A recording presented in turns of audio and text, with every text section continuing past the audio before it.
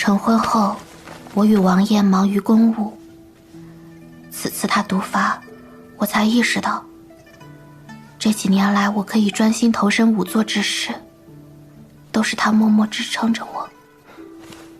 其老医者仁心，不惜以身试毒，解药不日就可研制出来。看着他松一口气的样子，我只自责，不仅没有保护好他，还让他为我担心至此。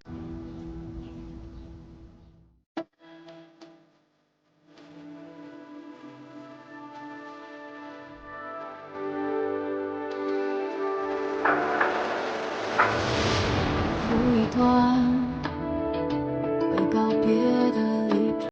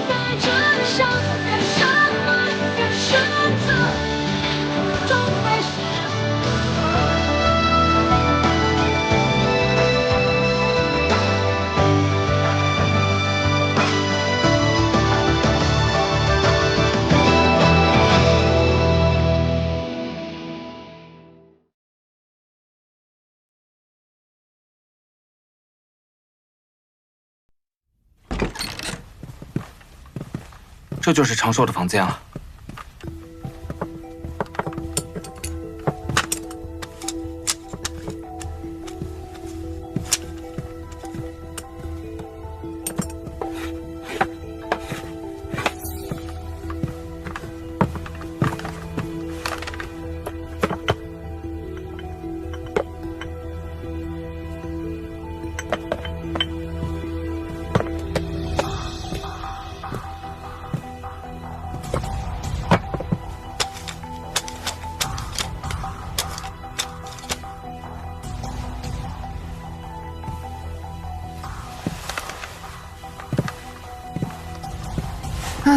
什么都没发现。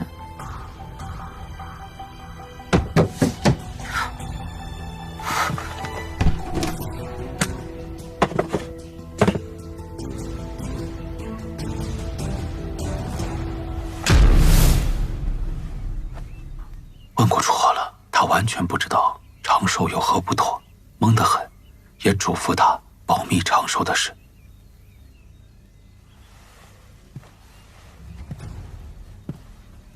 是，胎记、菩子，都是你的障眼法，对吧？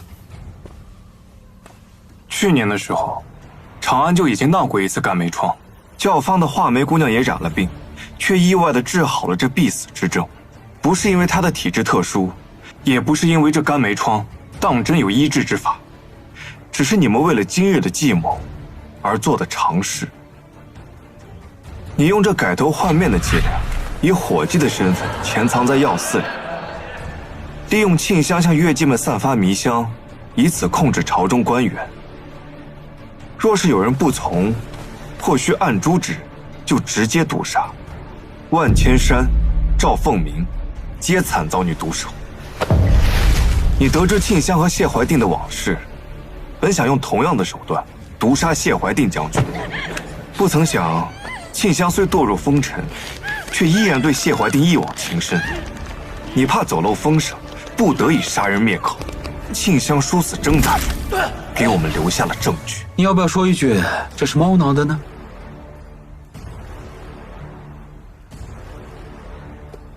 有这些物证在，即便没有什么证词，也一样可以给你定罪量刑。你来三法司也有些日子了，以孔雀的耳目，应该不会不知道吧？若今日王爷让我把你平平安安、毫发无损的送出去，你说他会怎么想？怎么做呢？你们好，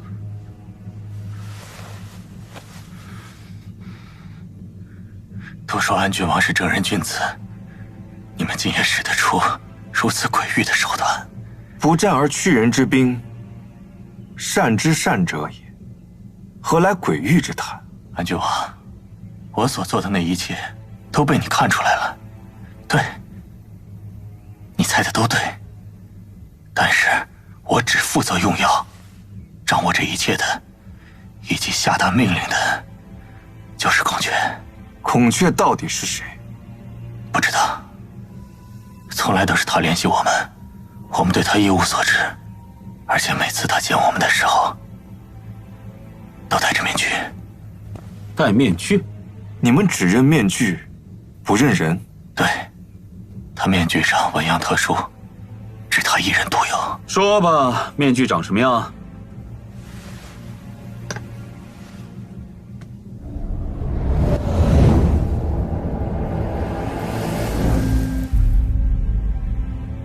对，如出一辙。你虽然罪责难逃，但还有将功补过的机会。再想想，还有什么能为自己赎罪？想快点儿，隔壁那鬼差恨不得一天给我们写3篇大作呢。还有一件事，那个傻子肯定不知道。何事？孔雀交代我，毒杀的最后一个目标是3法司中一个青年人。谁？不知道，他只交代我准备着，没说是谁。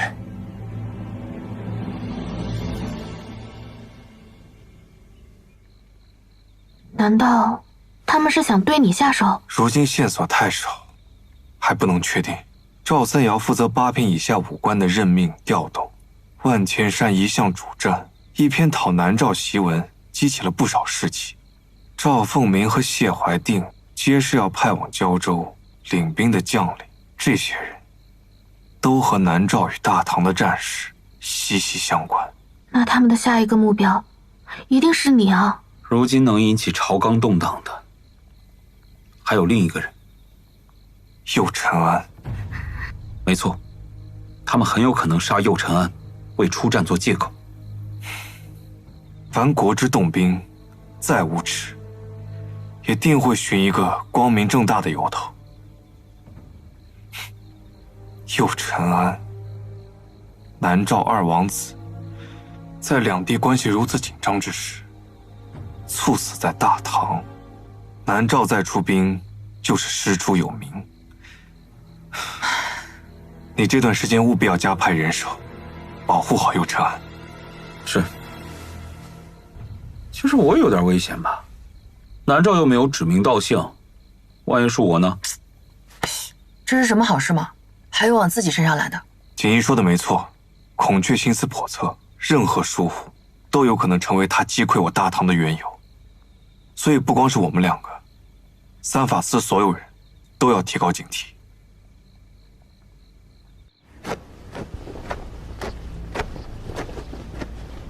孔雀不负本王之所托，至今离寿王就差最后一步了。是大王慧眼识人，使团待在长安也够久了，传本王令，让高罗谦带着右承安准备撤回吧。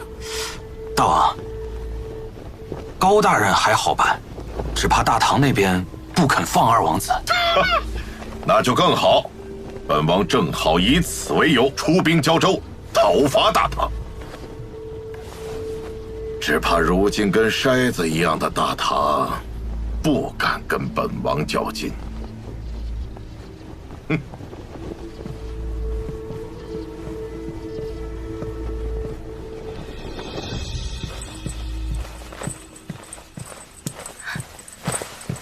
去那儿干嘛？过来吃饭啊！气都气饱了，吃什么呀？做什么呀？发这么大脾气！父王要召那个野种回来。右承安，还能有谁啊？哎呀，滚都滚了，还能让他活着回来？传信给我哥，让他弄死雍承安就是了。你说的对啊。一则，我得令人去边境驻守，防止大唐啊突然有动作。二嘛，万一高罗谦失手，我也不能让我那个弟弟活着回来。我哥不会失手的。哎，好，不会失手啊，最好。能用上了吗？我陪夫人用膳。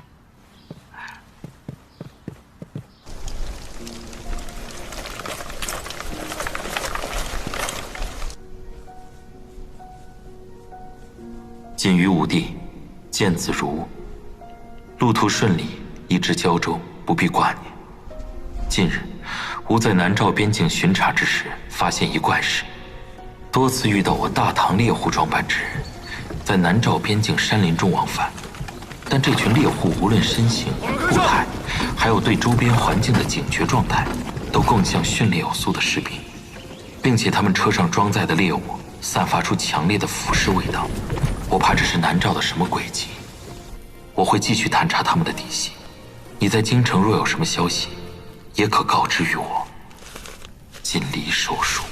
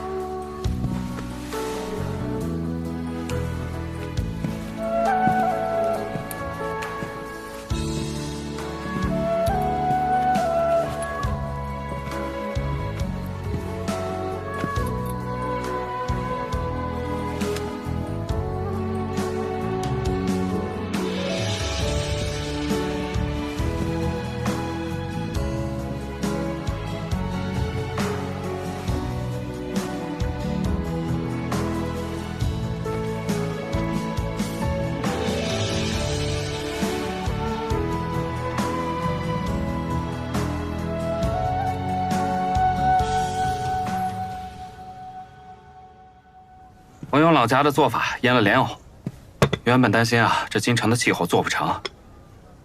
哎，眼下看着还不错，楚楚忙着没空，那就楚大哥，父王传了令来，即日启程，我就要回南诏了。我走之后，你要多保重。当真要走了？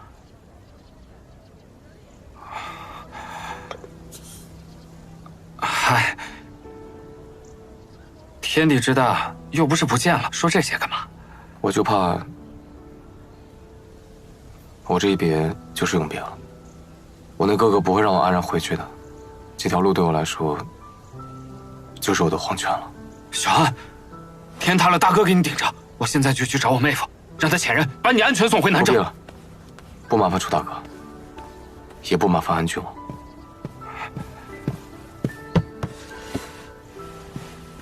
二王子，都按您礼单上列的买到了，其他的下人都放置在外，这是礼单。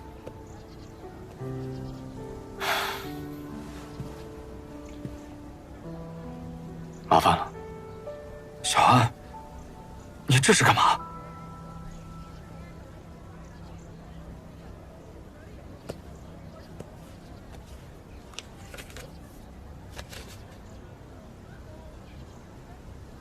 这东西太贵重了，我给他们退回去。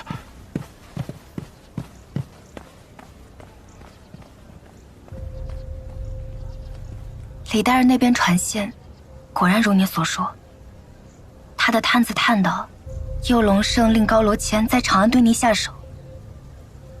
无妨，我们不是已经有应对之策了吗？只是怕动作太大会引人注目。小安，东西我已经退回去了，李丹你收着。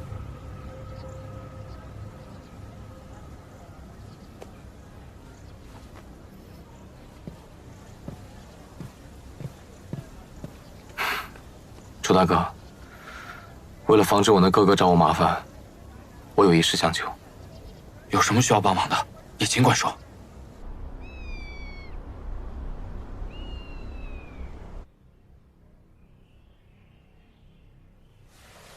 来唐数月，外臣深感陛下宽待，外臣敏感于心。南诏相化特派尔等来唐朝拜，和平友好之意，朕已尽皆知。朕已下旨送南诏使臣回城，若有所需，可向礼部提出。谢陛下。外臣还有一事，恳请陛下恩典。讲。外臣在三法司深受安郡王厚待，但如今安郡王身染重疾，外臣无以为报。于是外臣就想去魏国寺斋戒3日，求得神佛之力，换取安郡王身体健康，也为陛下增福添寿。你有心了。经多方良医诊断，现已确认，安郡王重疾乃是误诊，只是盛夏暑热，安郡王积劳过甚，发了些疹子。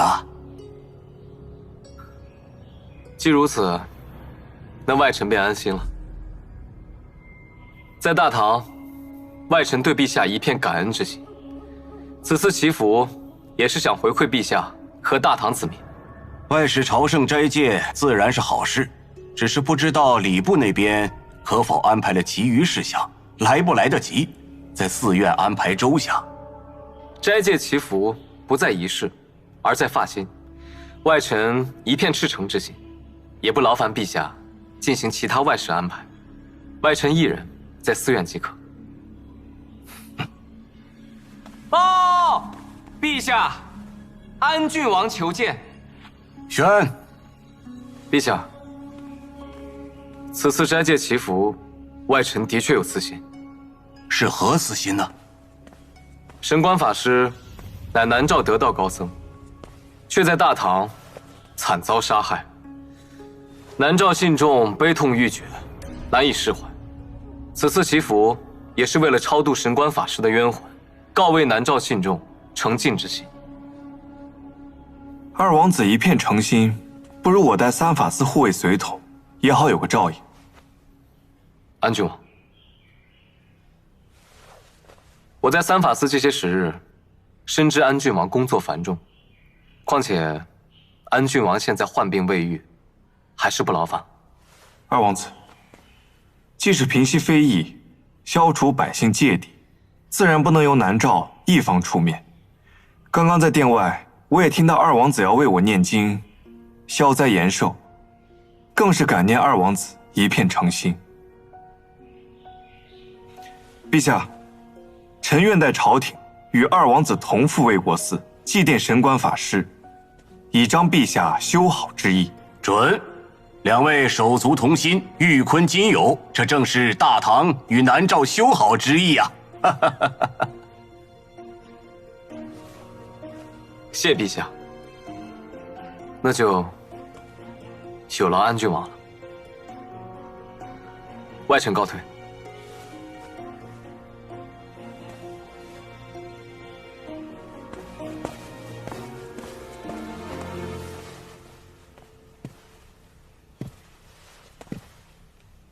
金鱼，朕未宣你，你自己就来了，看来你是明白朕的用心了。陛下，臣知悉南诏众多外臣离京之际，似乎还有一场更大的谋划。而且兄长来信说，胶州与南诏边境最近频发怪事，所以你这次要跟右承安一起入寺，是为此打算？是。臣想趁此闭关3日之际，与右承安好好盘清始末，将那些隐藏在暗中的计划逐一揭破。好。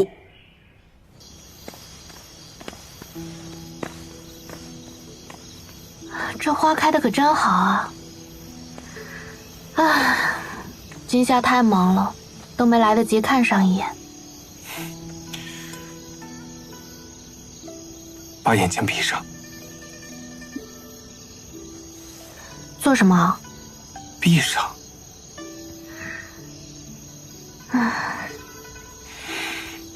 我扶你走。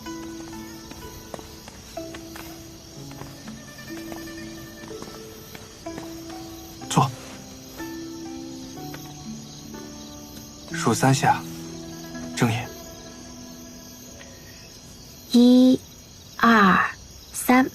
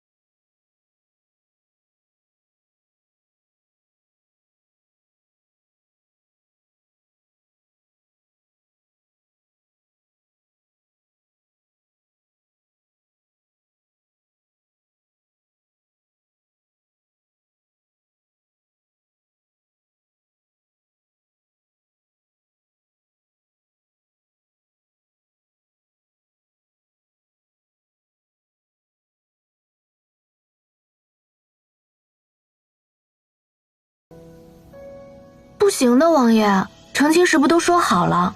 这些东西我实在是弄不明白。那账房和管家不是做得好好的吗？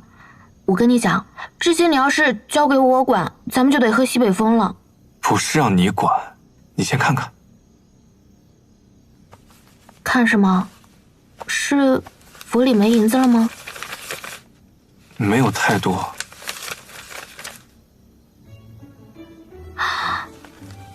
这还叫没太多？够吗？够干什么？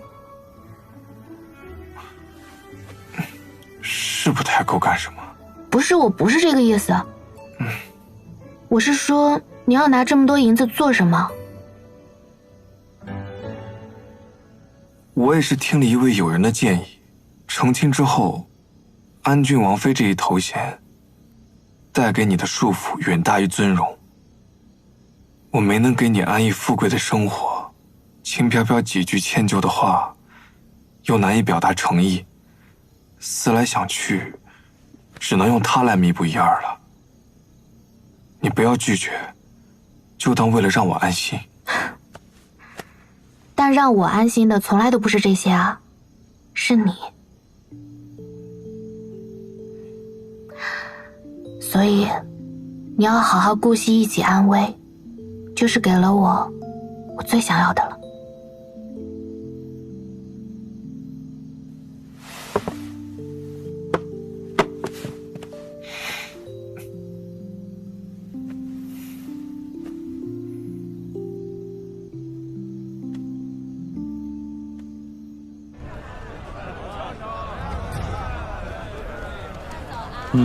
贾周汉的窝点就在这儿了，是吧？是，咱们的线人说，最近这里要有大动作。边框窝篓重在收口，今天我们就收条大的。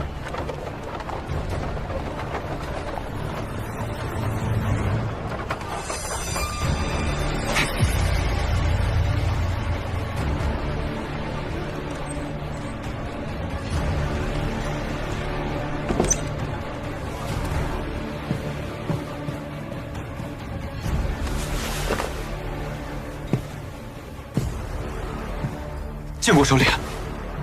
你就是耀英吧？正是。我代替洪湖启动最后一步计划。那具体的期限是？你们是谁？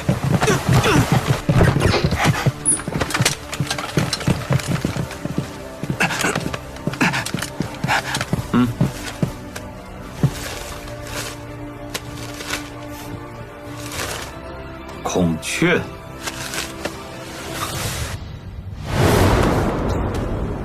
楚河，你是孔雀？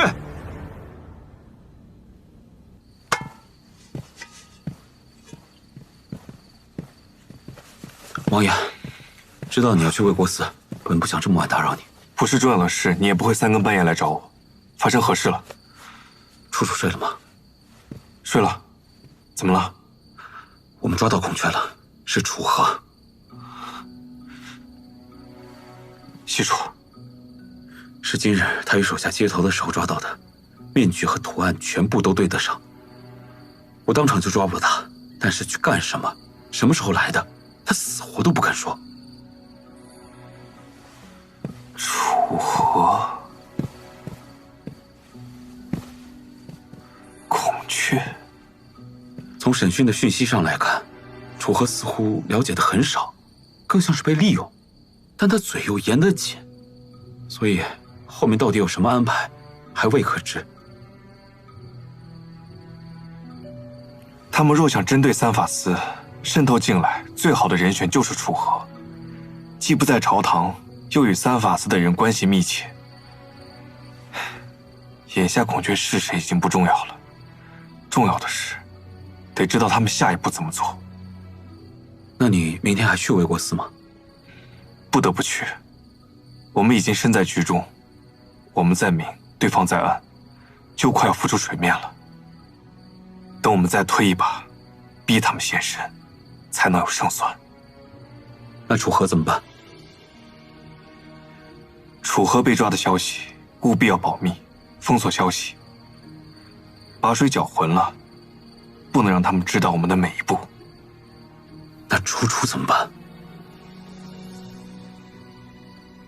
他们既然选择楚河，下一个最直接的目标就是楚楚。你和冷月贴身保护他，避免有人趁虚而入。一定12个时辰守在他身旁，让他们无机可乘。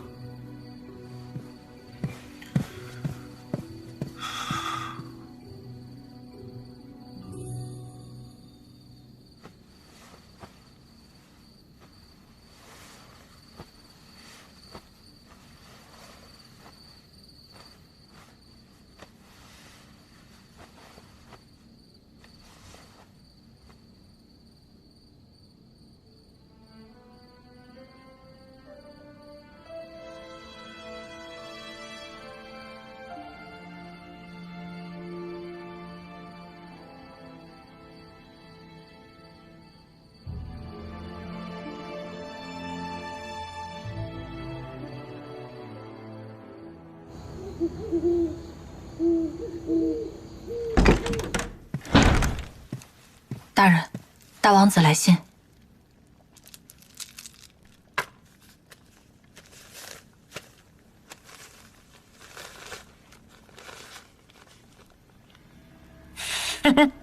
蠢货，真搞不懂，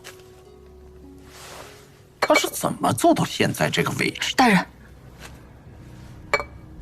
你知道右龙胜说什么吗？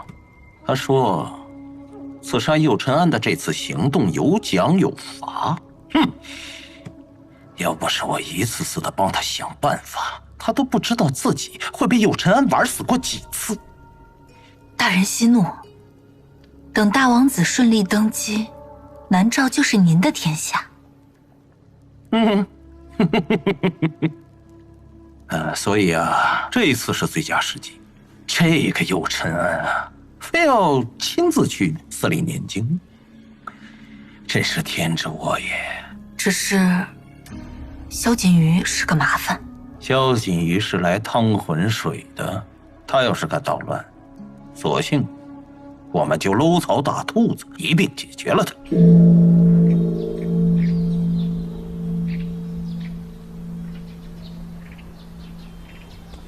多谢王爷肯陪我走这一遭，唯愿你我此行都能得偿所愿。请。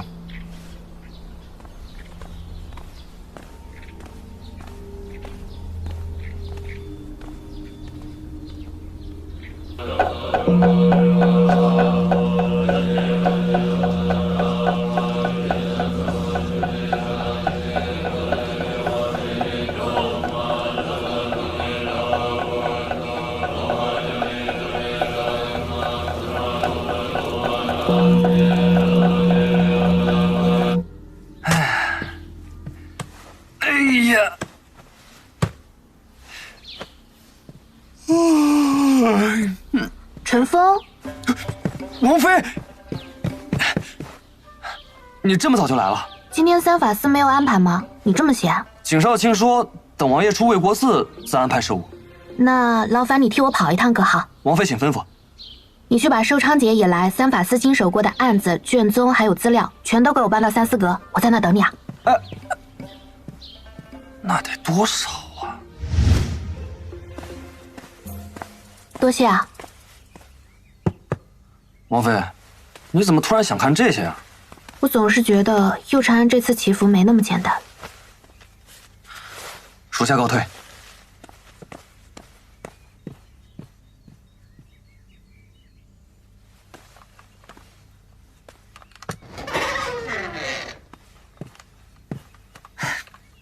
原来你躲在这儿啊！你怎么来了？这拎的是什么？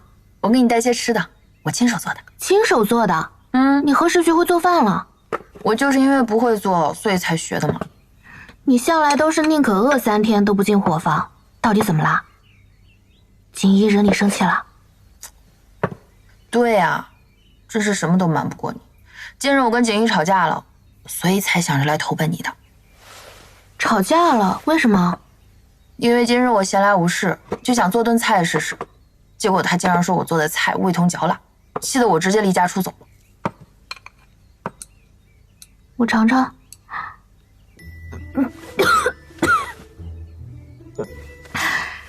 确实是你做的。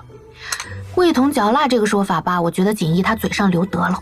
楚楚，那我也是一番好意嘛。总之我这几天都不想再见到他。你可否收留我几日啊？那肯定是收留啊，只不过我这会儿有点忙，你要是觉得无趣，可以先到外面转一转。不，我在这儿陪着你就行。也行。我继续看了。真的这么难吃吗？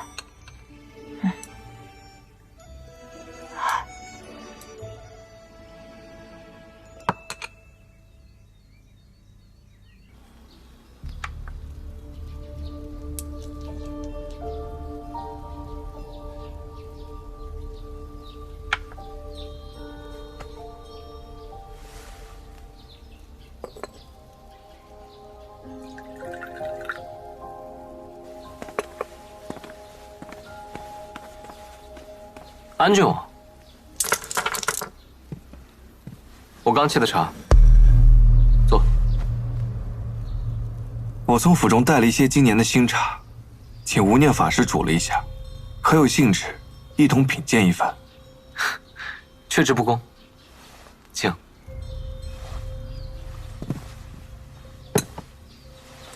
二位施主请慢用，贫僧先告退了。有劳。空门长日漫漫，手弹一句。乐意奉陪。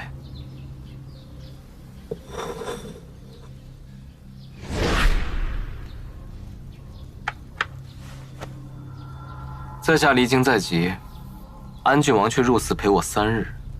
安郡王就不怕有人来取我性命，再波及到你吗？右承安，这世间最厉害的谎言，便是9句真，1句假。你被一路追杀是真，与楚河的感情深厚是真，透露高罗谦的行动帮助我们。但只要有一处是假的，譬如你接近三法司的目的，那这些所谓的真就会变得更为可怖。就像这棋局，草蛇灰线，这一子落下之前，风平浪静；这一子落下之后，杀机尽显。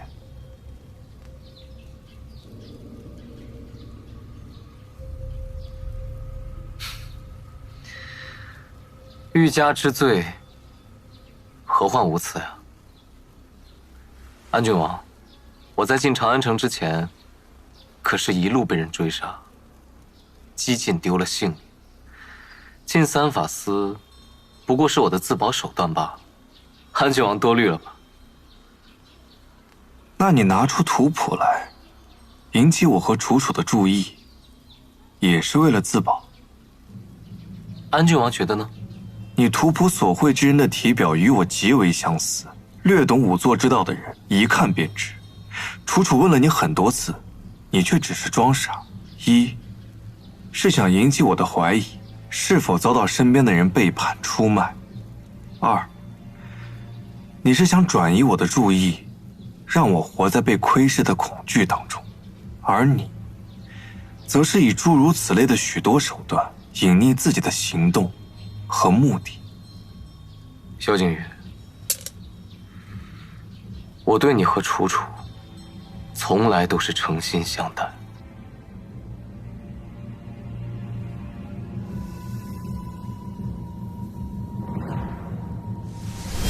这毒物的关键是入口后2个时辰生出红疮。那晚，我给你送了一碗绿豆汤。你拿给我之前，可有什么人接触过？连翘送来后，就一直在我那放着。右承安，若真的避了嫌，反而像有什么事一样。你那晚为何突然来与我同饮绿豆汤？安郡王妃亲自给你端的一碗绿豆汤，倒成了我下毒的证据。我可是还给过你一个药方啊。是啊，可惜那只是为无功无过的太平坊。你很谨慎，但过犹不及。你加入三法司后，多次干扰我和楚楚的判断，悄无声息地影响案件的走向和调查方向。魏国寺是否已签署了检验尸体的相关文案？王爷，你要验尸，我看你不是要查真相，而是要入我南诏佛门。王爷，我是让你查明真相，但也不能这样伤害师父法体吧？右承安又为何故意提醒南诏僧人，阻拦我们三法司验尸？我影响的？难道三法司办案向来不按流程办事吗？还是因为他们是僧人，其他们不懂世事，故意隐瞒？如果从左侧肋间下刀，就可以直接从心脏查验，可以尽量避免圣僧仪容受损，这也符合南诏佛教礼法。还有一种可能，南诏夏季天气炎热，僧人有冷水淋身的习惯。他南诏对神官法师的死那么重视，他竟然会在体表检测上出现这种疏忽。陛下，外臣觉得安郡王说的对，事情已经发生了，不如就把握时机，由官府出面，向百姓讲解防治肝霉疮的常识。百姓越慌，他们记得就越牢。你给的建议看似合理，但其实都是在把案件影响扩大化，最终的目的就是彻底击溃我三法司，扰乱长安。安郡王这一顶顶帽子扣给我，我一个小小的质子哪担得起啊？安郡王不过是想从我这儿得知南诏在大唐的下一步计划和动作吧。有话直说便是，何必费此心机呢？